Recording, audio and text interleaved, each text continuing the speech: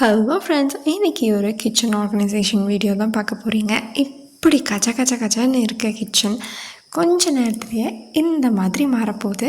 So இதை வந்துட்டு நான் எப்படி கோப் பண்ணுறேன், இது எனக்கு ஈஸியாக இருக்கா, எதனால் இந்த மாதிரி ஆகுது அப்படின்னு தான் நம்ம இந்த வீடியோவில் பார்க்க போகிறோம். லிட்ரலாக வீடு இந்த மாதிரி தான் இருக்குது. பிகாஸ் வீக்கெண்ட் ஆனாலே அவ்வளோ நான் என்ஜாய் பண்ணணுன்னு நினப்பேன். ரொம்பவே ஹெக்டிக்காக இருக்கக்கூடாது.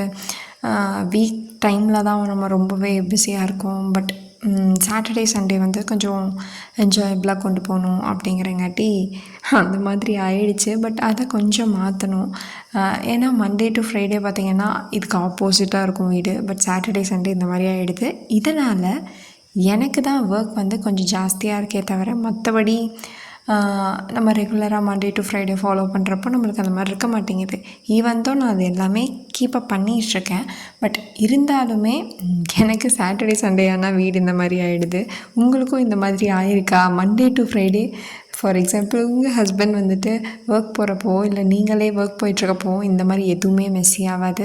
பட் சாட்டர்டே சண்டே நீங்கள் வீட்டில் இருந்தால் போதும், ஆட்டோமேட்டிக்காக அவங்களோட வீடு சீக்கிரமாக மெஸ்ஸி ஆகிடுது. பட் நான் மினிமலிஸ்ட்டாக இருக்கேன். ஸோ ரொம்பவே கம்மியாக தான் பர்ச்சேஸ் பண்ணுறேன். வாங்குறது ரொம்ப இன்டென்ஷனலாக வாங்குகிறேன். நிறைய டைம் டீக்ளட்டர் பண்ணுறேன். அப்படிங்கிறதுனால எனக்கு வேணுங்கிற பொருள் மட்டும்தான் என்கிட்ட இருக்கே தவிர அன்வான்டாக கிடையவே கிடையாது. நெக்ஸ்ட்டு வீடியோவில் பார்த்தீங்க அப்படின்னா நான் உங்களுக்கு கவுண்டிங் மை வெசல்ஸ் இந்த கிச்சன் அந்த மாதிரி உங்களுக்கு போடுறேன். என்கிட்ட மொத்தமாக எத்தனை பாத்திரம் இருக்குது, நான் இதெல்லாம் யூஸ் பண்ணுறேன், இப்போ என் கையில் இருக்கிறது எவ்வளவு, அதை நான் யூஸ் பண்ணுறேன்னா இல்லையா, பண்ணலைன்னா நான் அதை என்ன பண்ணுறேன் அப்படின்னு நான் உங்களுக்கு நெக்ஸ்ட் வீடியோவில் காட்டுறேன். இந்த வீடியோவில் பார்த்தீங்கன்னா நான் எப்போவுமே வீக்லி தான் வெஜிடபிள்ஸ் வாங்குவேன். வேணுங்கிறது எல்லாமே அளவாக தான் வாங்கிப்பேன். என்னடா இது ஜாஸ்தியாக இருக்குது அப்படின்னு பார்க்காதீங்க. நம்ம வீட்டில் லியோவும் இருக்கான், ப்ரௌனியும் இருக்காங்காட்டி கேரட் நாங்கள் மோஸ்ட்லி எப்போவுமே ஜாஸ்தியாக வாங்குவோம். அவங்களுக்கு ட்ரீட் மாதிரி நான் தருவேன். ஸோ எந்த டைம் எப்போனாலும் ஏதாச்சும் ஒரு பிஸ்கெட் மாதிரி அந்த மாதிரி தரத்துக்கு நான் ஏதோ ஒரு டைம் ஒரு கேரட் தந்துடுவேன். அவங்களுக்கு 2 பேர்த்துக்குமே ரொம்ப ரொம்ப பிடிக்கும் கேரட். ஆல்ரெடி என்கிட்ட அரசாணிக்காய் இருக்காங்காட்டி நான் அது வாங்கலை. பட் மற்றபடி என்கிட்ட வெஜிடபிள்ஸ் இருக்குது. அதே மாதிரி பார்த்திங்க அப்படின்னா நான் நிறையா தானிய வகைகள் நான் நிறையா பண்ணுவேன். அதனால் பார்த்திங்கன்னா நான் அப்படி வச்சுப்பேன். வெஜிடபிள்ஸ் பொரியலுக்கு அந்த மாதிரி நான் யூஸ் பண்ணுறங்காட்டி நான் கம்மியாக வாங்கியிருக்கேன். என்னோடய ஃப்ரிட்ஜ் பார்த்திங்கன்னா எப்போவுமே இப்போல்லாம் இவ்வளோ தான் பாத்திரம் இருக்குது. வேணுங்கிறது மட்டும்தான் வச்சுருக்கேன். எப்படி சொல்கிறது, லெஃப்ட் ஓவர்ஸ் கம்மியாக இருக்க மாதிரி நான் சமைக்க பழகிக்கிட்டேன்.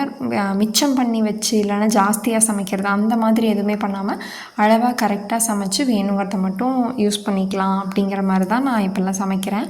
அதே மாதிரி தான் ஃபாலோ பண்ணுறேன். இந்த மாதிரி என்னோடய ஃப்ரிட்ஜ் இருந்து ஒரு 2-3 வீக்ஸ்க்கு மேலே ஆச்சு. நான் ரீசெண்டாக க்ளீனும் பண்ணியிருந்தேன் ஃப்ரிட்ஜ் எல்லாமே.